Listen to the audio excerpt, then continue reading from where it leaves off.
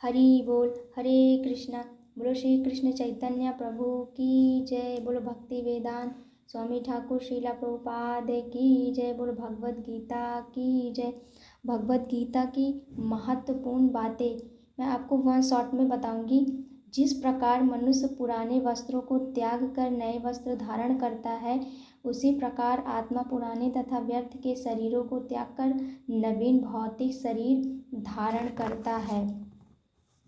भगवान श्री कृष्ण आगे व्याख्या करते हुए कहते हैं, प्रत्येक व्यक्ति इस भौतिक शरीर रूपी रथ पर आरूढ़ है, अर्थात प्रत्येक मनुष्य इस भौतिक रूपी शरीर पर आरूढ़ है, रथ पर आरूढ़ है, और बुद्धि इसका सारथी है, अर्थात बुद्धि इसका साथी है, मन लगाम है तथा इंद्रियां घोड़े हैं। इस प्रकार मन तथा इंद्रियों की संगति से यह आत्म सुख या दुख का भोगता है।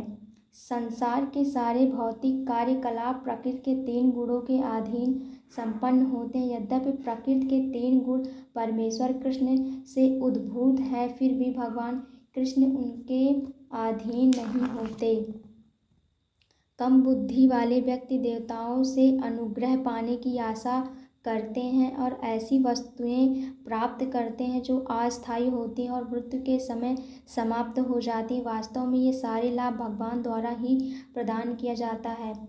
इस श्लोक में, इस लाइन में भगवान कह रहे हैं कि जो भी व्यक्ति अपनी भौतिक इच्छाओं को पाने के लिए अन्य देवी देवताओं का शरण ग्रहण करता है, वो कृष्ण से ही संपन्न होता है, अर्थात कृष्ण की कृपा से ही उसे भौतिक इच्छाएं जो है प्राप्त होती हैं। योग में सिद्ध योगी अपने शरीर को त्यागने के स्थान तथा समय की व्यवस्था कर सकते हैं। अन्य मनुष्य का इस पर कोई वश नहीं है। भगवान श्री कृष्ण कहते हैं कि मैं समस्त आध्यात्मिक तथा भौतिक जगतों का कारण हूँ। प्रत्येक वस्तु मुझ में ही उद्भूत है। जो बुद्धिमान या भली भांति जानते हैं वो मेरी प्रेमा भक्ति में लगते हैं तथा हृदय से पूरी तरह मेरी पूजा में तत्पर होते हैं। भगवान श्री कृष्ण कहते हैं कि जो आत्माएं शुद्ध होती हैं वो सिर्फ मेरी प्रेममय भक्ति करती हैं और मेरी पूजा करती हैं और सारे कर्म मुझ में समर्पित करके वो अपना जीवन निर्वाह करते हैं बिना फल की इच्छा रखे।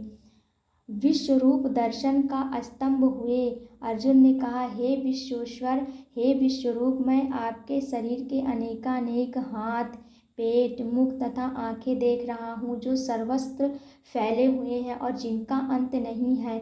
आप में न अंत दिखता है, न मध्य, न आदि। भौतिक जगत रूपी वृक्ष आध्यात्मिक जगत रूपी वास्तविक वृक्ष का प्रतिबिंब मात्र है। इस भौतिक जगत रूपी वृक्ष में आसक्त रहने वाले मनुष्य की मुक्ति की कोई संभावना नहीं होती, लेकिन जो मनुष्य आध्यात्मिक जगत रूपी वृक्ष के समझ लेता है वे आत्मोन्नति पर कर सकता है।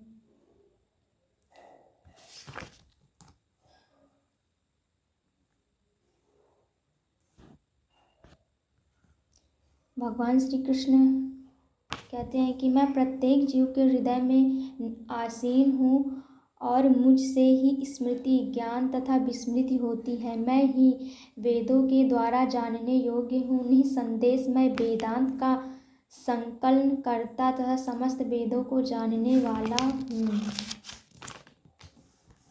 सदैव मेरी चिंता करो, मेरे भक्त बनो, मेरी पूजा करो और मुझे नमस्कार करो। इस प्रकार तुम निश्चित रूप से मेरे पास आओगे। मैं तुम्हें वचन देता हूँ क्योंकि तुम मेरे परम प्रिय मित्र हो।